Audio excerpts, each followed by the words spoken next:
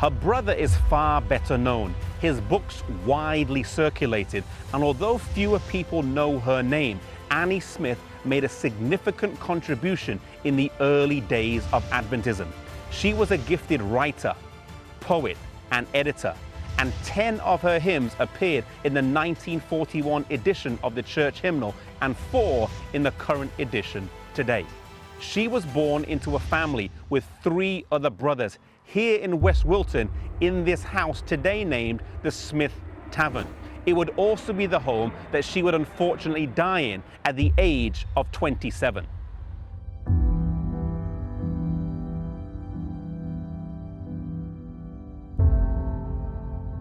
Annie gave her life to Jesus at the tender age of 10 in anticipation of his soon return. Yet when the great disappointment happened, she, along with her brother Uriah, gave up hope in his soon return, and they both went back to their studies. Annie was intellectually gifted and received a place at the Charlestown Female Seminary here in Boston, where she spent several years. Her mother, Rebecca, was still a believer, and one day Joseph Bates came to town and mentioned that he would be in her area. Her mother wrote to Annie, asking her if she would attend the meetings. She wasn't really interested, but out of a sense of duty and obligation, she agreed to go. After she went to the meetings, at the end of it, Joseph Bates asked her if she wanted to have Bible studies, which she agreed to. At the end of 3 years' study, she accepted the Advent message again, the Sabbath and all its teachings.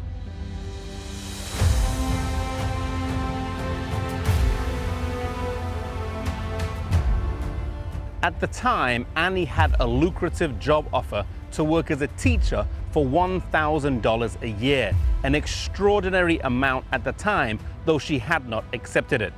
Another opportunity arose to work at the newly relocated Review and Herald office in Rochester, New York. As she weighed at the 2 offers with financial gain in the one job versus little more than room and board in the other, she chose the latter.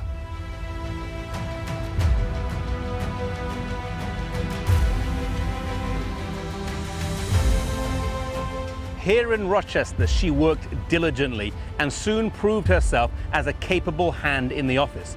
She worked as a copy editor, but also at times she was the acting editor. With James White away often, she would sometimes fill in for him, remarkable considering her young age, and would ensure that the magazine could now have a regular publishing schedule. Previously, with James White's busy speaking itinerary, the magazine wasn't always so regular and consistent in its distribution, but now with Annie there, things changed for the better.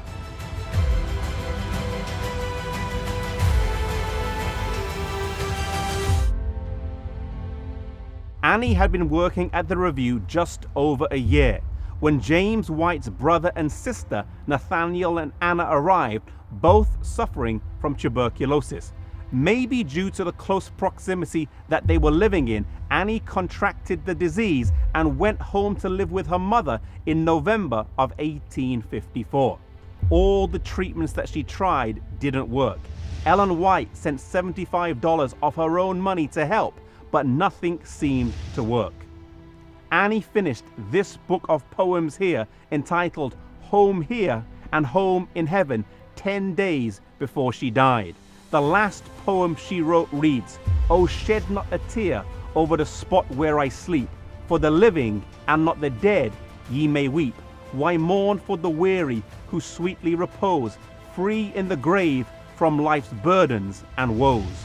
Annie lived a life of sacrifice, dedication, and commitment. She gave up a prosperous career to work for the church in return for very little financial gain.